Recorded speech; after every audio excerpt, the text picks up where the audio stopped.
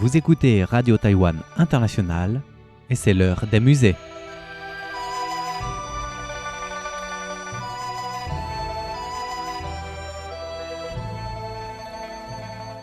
Chers auditeurs, comment allez-vous?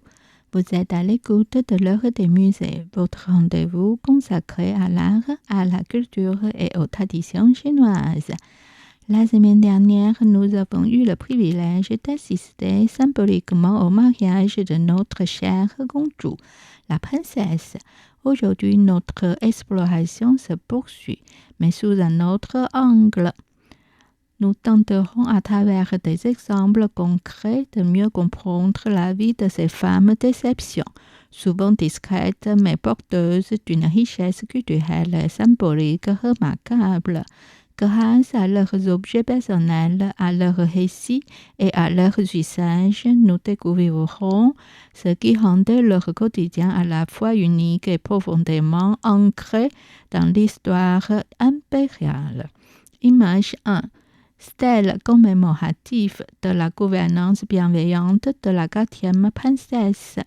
En 1697, la 6e fille de l'empereur Kangxi fut mariée à Dunduobu Duerji, membre du clan des Qishu-Khan des Mongols Kharka.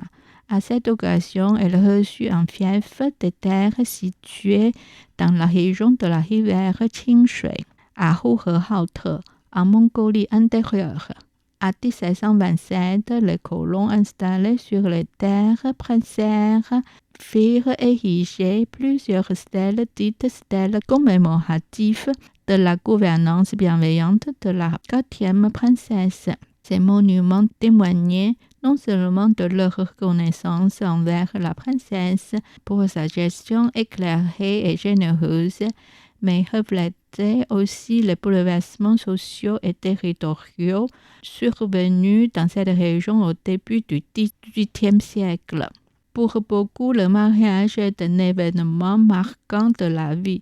Pour les princesses, cependant, c'était plus une mission vitale à accomplir.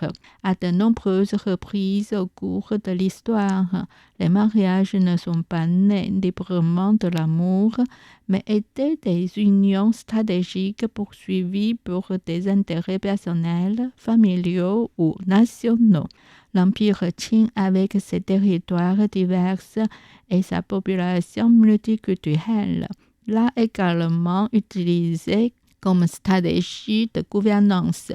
Les princesses Qing étaient généralement mariées entre 12 et 20 ans, bien que souvent négligées dans les récits historiques. Ces princesses qui ont sacrifié leur jeunesse et leur vie ont joué un rôle central dans le maintien de la stabilité de l'Empire et de ses alliances politiques.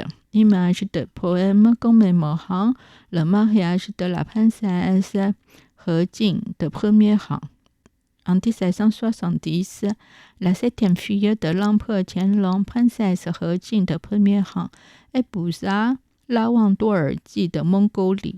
L'empereur Qianlong écrivit un poème pour commémorer l'événement, exhortant la princesse à honorer sa belle famille et à éviter d'être arrogante. L'empereur nota également dans le poème que les alliances matrimoniales de la dynastie Qing différaient des He Qing traditionnels chinois, qui étaient des alliances matrimoniales pour la paix. Au lieu de cela, les tribus voisines prêtaient allégeance aux Qing, établissant des relations semblables à celles des familles et des serviteurs. Cette perspective souligne l'importance et le caractère unique des politiques matrimoniales. Pour les souverains mandchous, afin de consolider leur pouvoir impérial et de se connecter avec différentes populations régionales. La vie des princesses était ainsi inextricablement liée aux opérations politiques de l'Empire.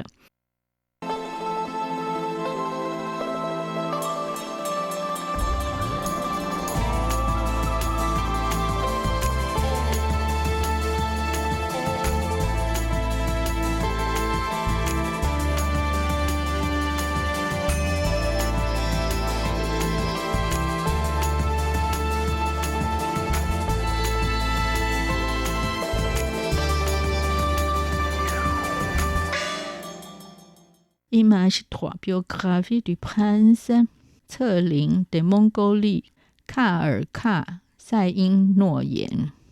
À partir de la fin du XVIe siècle, Noahaji Hadia les forces mongoles pour conquérir les tribus tchétchènes et combattre la dynastie Ming.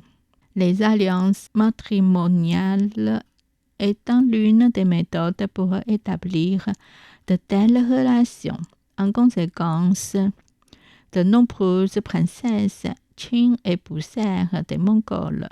En 1706, Celing des Mongols Kha épousa la 10e fille de l'empereur Kangxi, princesse Chunke de premier rang, devenant l'un des genres mongols de confiance de la dynastie Qing. Ses capacités furent reconnues par la cour Qing qui chercha à contrôler les Mongols Kha par son intermédiaire et en fit même le seul chef du clan Saïn Noyen, établissant une nouvelle influence Qing dans les régions au nord de la Grande Muraille. Image 4. Biographie de Fu Long'an. Les Mandchous attachaient traditionnellement de l'importance aux statuts sociaux et aux liens de parenté, et la noblesse établissait souvent des relations amicales par le biais de réseaux matrimoniaux, stabilisant ainsi leur statut et leur intérêt. La famille impériale Aishinjero épousait fréquemment des membres des clans nobles dits des Yu-bannières, tels que les clans Guarjia, Nyohulu et Tatala. Au même 23 princesses épousèrent des hommes mandchous dont les familles étaient étroitement liées à l'empereur. Des exemples de l'ère Qianlong au XVIIIe siècle incluent des clans éminents tels que la famille Fuhen du clan Fucha et la famille Heshen du clan Nyohulu, représentant des cas d'alliance matrimoniale stratégique. Cette biographie de Fu Long'an, le deuxième fils de Fuhen, mentionne son mariage en 1760 avec la 4e fille de l'empereur Qianlong, la princesse Hejia de second rang. Fu Long'an occupa des postes importants et connut une carrière prospère. Image 5. Enregistrement de l'exécution par l'empereur Kangxi de Wu Yingxiong et de son fils.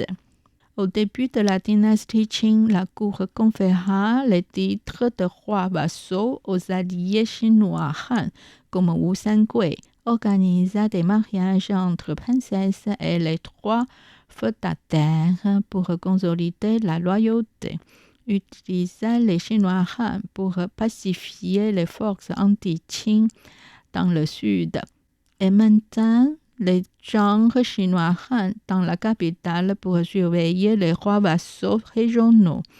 Le fils de Wu Sangui, Wu Yingxiong, épousa la 14e fille de Huang Taiji, connue plus tard sous le nom de princesse Jianning en 1653, et eut des enfants, dont Wu Shiling.